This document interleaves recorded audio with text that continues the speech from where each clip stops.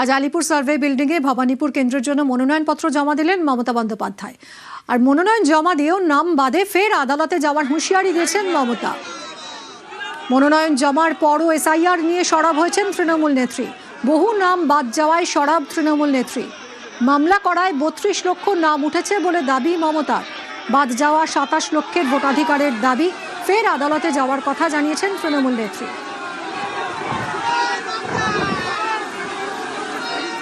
এত নাম বাদ গিয়েছে মানুষের, 32 লক্ষ নাম উঠেছে 1,20,00,000-এর মধ্যে, সেটাও আমার কোর্টে কেস করার জন্য। বাদ বাকি 58 লাখ খোলাই হয়নি। অ্যাডজুডিকেশনে 27 লাখ কয়েক হাজার বাকি আছে, 50,000-এর 60,000-এর মতো।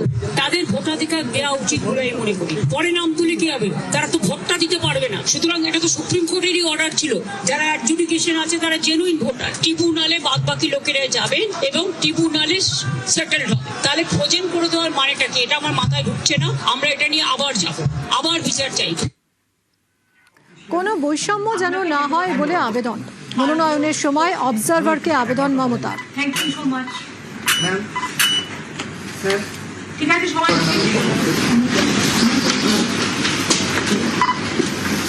আমি মমতা ব্যানার্জি পশ্চিমবঙ্গের বিধানসভার একটি আসন পূর্ণ করার উদ্দেশ্যে মনোনীত হয়ে সত্যনিষ্ঠার সাথে প্রতিজ্ঞা করছি যে আমি বিধি দ্বারা প্রতিষ্ঠিত ভারতের সংবিধানের প্রতি সম্পূর্ণ শ্রদ্ধা ও নিষ্ঠা জ্ঞাপন করব এবং আমি ভারতের সার্বভৌমত্ব ও অখণ্ডতা রক্ষা করব।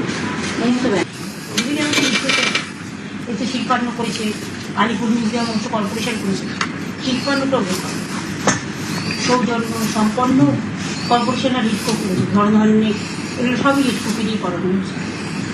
পিডাব্লিউডি করেছে, বাট সংখ্যা যেটা এটা আমি 3 বার, যদি ঠিক না থাকে আমাকে প্লিজ একবার জানাবেন। এটা ফটোটা আছে, কিন্তু ফটো দেখবেন সবার জন্য এক সাইজ হয়। আগেরবার আমি কিন্তু ডিসক্রিমিনেশন দেখেছিলাম, সেটা যেন না হয়, সবার জন্য এক হয়, সেটা আমি অন্য কিছু না। 10টাতে ফাইট করা আছে, 2টো লিখে আছে। আপনাদের সামনে সেই করার জন্য আমার 2টো আছে, বারবারকে আমি করে দিয়েছি। আর আজকে আমাকে সব সই করেছিলেন।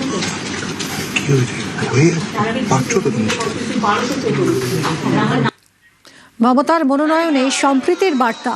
ভবানীপুরের তৃণমূল প্রার্থী হিসেবে মনোনয়ন জমা দিলেন মমতা বন্দ্যোপাধ্যায়। কালীঘাট থেকে মিছিল করে আলিপুর সার্ভে বিল্ডিংয়ে মনোনয়ন জমা দেন তিনি। মনোনয়নেও ঐক্যের বার্তা। প্রস্তাবক হিসেবে বিভিন্ন ভাষা ধর্মের মানুষ। মনোনয়নে বার্তা ভবানীপুর মিনি ইন্ডিয়া। মমতার মনোনয়নে ছিলেন ভবানীপুরের কাউন্সিলর নেতারা। আপনারা সবাই ভালো থাকবেন। আগাম অ্যাডভান্স শুভ নববর্ষ। Thank you so much. আবার দেখা হবে। বারুইপুর পূর্বে উত্তেজনা। তৃণমূল কর্মীদের সঙ্গে পুলিশের রীতিমতো ধস্তাধস্তি। বারুইপুর এসডিও অফিসে মনোনয়ন জমা দিতে যান তৃণমূল প্রার্থী বিভাস সর্দার। আর সেই সময় মনোনয়ন জমা ঘিরে উত্তেজনা।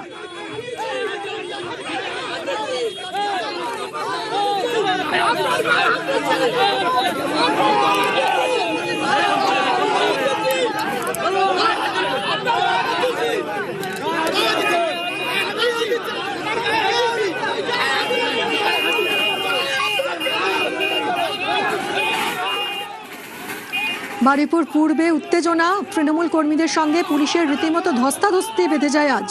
বারুইপুর এসডিও অফিসে মনোনয়ন জমা দিতে আসেন তৃণমূল প্রার্থী বিভাস সর্দার। আর সেই সময় মনোনয়ন জমা ঘিরেই পুলিশের সঙ্গে একেবারে ধস্তাধস্তি তৃণমূল কর্মীদের।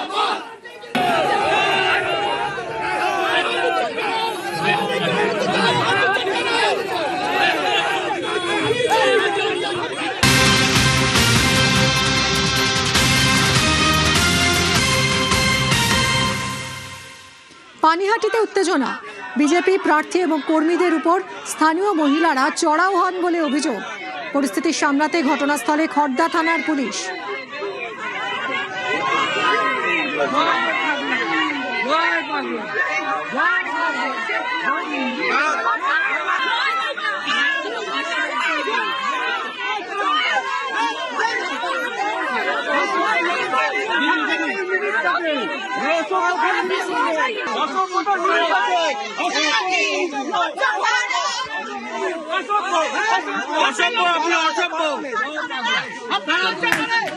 আপনার লজ্জা নেই? তৃণমূলের কিছু দুষ্কৃত বাহিনী, আশাকর্মী এবং ছেলেও ছিল একজন, বিশু বলে তার নাম, পুরো সামনে এসে জয় বাংলা বলে স্লোগান তুলেছে, আমার গায়ে ফুল ছিটিয়েছে, এসে আমার সামনে এসে মারার চেষ্টা করেছে আমাকে। আপনি কি কমপ্লেন জানাবেন? অবশ্যই জানাবো। তৃণমূল ভয় পেয়েছে আমাকে, প্রচন্ড ভয়ে আছে, তাদের দাঁত নখ বার করেছে, কোন চাইছে আমাকে মেরে ফেললে হয়তো আর কেউ বিচার চাওয়ার থাকবে না। এখানে যারা প্রচার করছিল তারা ওই পাড়ার নয়, বাড়ির জামা কাপড় যেরকম মেয়েরা পরে থাকে সেইভাবে দাঁড়িয়েছিল মেয়েরা। তাদের বলছে লক্ষ্মীর ভান্ডার বন্ধ হয়ে যাবে, তারপরে বিভিন্ন ধরনের কমেন্ট করছে। তখন তারা বলেছে আপনারা এগুলো করছেন কেন, আমাদের দেখে দেখে জয়শ্রীরাম বলে চিৎকার করছে না। ভিডিওতে দেখলাম সেই বাড়ির জামা কাপড় পরা মহিলা এসছে, তাকেই তো বিজেপির পুরুষ কর্মীরা হাত দিয়ে সরিয়ে দিচ্ছে, ম্যান হ্যান্ডলিং করছে। সেটা নিয়ে উনি বলছেন না কেন?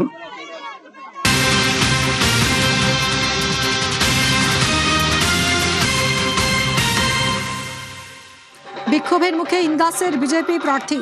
নির্মল ধারার প্রচারের গাড়ি আটকে বিক্ষোভ। বলরামপুর গ্রামে বেহাল রাস্তার প্রতিবাদ। গত বিধানসভা ভোটের আগে প্রতিশ্রুতি, ভোটে জিতে কিছুই করেননি বলে অভিযোগ। এরই প্রতিবাদে রাস্তায় বসে বিক্ষোভ বাসিন্দাদের।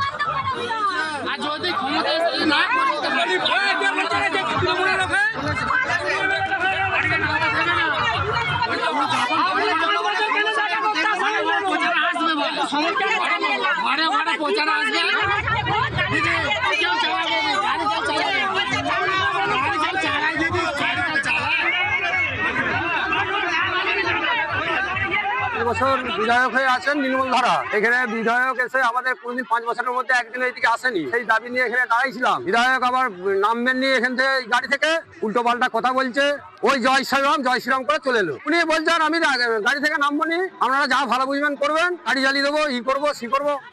রাস্তা বর্ষাকালে তো কেউ বেরোতেই পারে না রাস্তার জন্য, সেই রাস্তাটা করার জন্য আমাদের এই ওদেরকে আটকানো। ওনার কিছু বলছেই না, ওদের বেশি করে মাইক বাজিয়েই যাচ্ছে। তারপর আমরা বলছি মাইক বন্ধ করে কি নেমে আসুন, এসে রাস্তাটা দেখুন, দেখে তারপরে এখান দিয়ে যাবে। পুলিশ এসে আমাদেরকে বলছে যে সাইড দাও, রাস্তা হবে। তৃণমূলের বিরুদ্ধে উস্কানির অভিযোগ বিজেপির। বিজেপিকে পাল্টা নিশানা তৃণমূলের। নির্মল ধারার সঙ্গে যে পরিমাণ লোক বেরোচ্ছে তাতেই প্রমাণ হচ্ছে যে ওইখানে নির্মল ধারা অবশ্যই জিতবে। এটা শুধুমাত্র তৃণমূলের একটা অপপ্রচার, কিছু লোককে ভয় দেখিয়ে, মহিলাদের ভয় দেখিয়ে তাদেরকে জড়ো করে একটা অপপ্রচার করার চেষ্টা করছে। আর রাস্তাঘাট আমার কথা হচ্ছে করার তো পঞ্চায়েত রয়েছে, পঞ্চায়েত সমিতি রয়েছে, জেলা পরিষদ রয়েছে, তারা কি করছে? মানুষ তাদেরকে 4.5 বছর দেখতে পায়নি। নির্বাচন ঘোষণা, নির্বাচন কাছে আসার পর তারা ময়দানে নেমেছে, তো তার প্রতিফলন দেখা যাচ্ছে। যেখানে যাচ্ছে সেখানে বিক্ষোভ, মানুষ অসন্তুষ্ট। এই চিত্র থেকে পরিষ্কার যে নির্বাচনে হারতে চলেছে নির্মল কুমার ধারা ইন্দাস কেন্দ্র থেকে।